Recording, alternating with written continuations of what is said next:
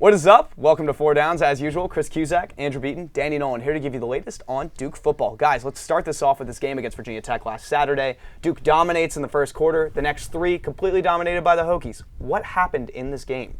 After Duke built that 20-0 lead, they weren't able to hold possession, and that begins and ends with Duke's rushing game. We talked about in the past few weeks the emergence of true freshman Jalay Duncan in the backfield, joining Josh Snead and Juwan Thompson, but they netted 22 yards on the ground. That's not a figure they can hope to keep up if they want to win. And the defense wasn't any better for the Blue Devils. Gave up almost 7 yards of carry on the ground to the Hokies. A big part of the reason they gave up 41 unanswered points in those final three quarters.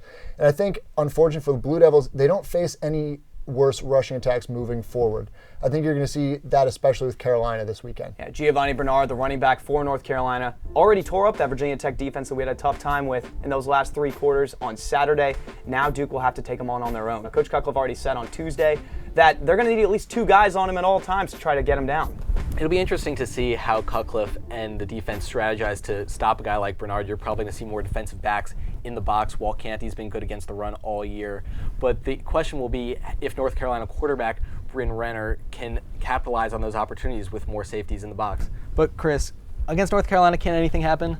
Well, if history's any indication, no. North Carolina's won 21 out of the last 22 rivalry games here. The only exception has come in 2003 when Duke was able to get the win. The Victory Bell's really used to North Carolina these days. Well, it's really exciting for the student body. It's the first time the current students can see a North Carolina game on a date that's not Thanksgiving. There's been a lot of coverage on ESPNU, so national coverage of a Duke-UNC rivalry, generally on the hard court. Now it's on the football field. It's really exciting for the program overall, and really excited for Duke as a school. All right, Danny. So given all the excitement on campus, who wins this game?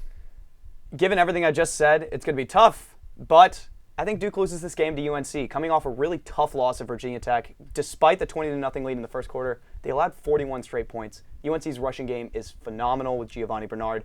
I see this going 31-20. As good as North Carolina has looked at times this year, they've looked equally bad in some of their games on the road. They're 1-2 on the road. It's not a big trip for them, but I think playing out of their friendly confines at home, I think Duke takes this one 34-31. Like you said, Danny, I won't pick Duke until they show they can stand up against a good rushing attack. I think Carolina wins this game 31-17. All right, well, that's going to do it for us on Four Downs. Once again, for Chris Cusack and Andrew Beaton, I'm Danny Nolan. Thanks a lot for joining us.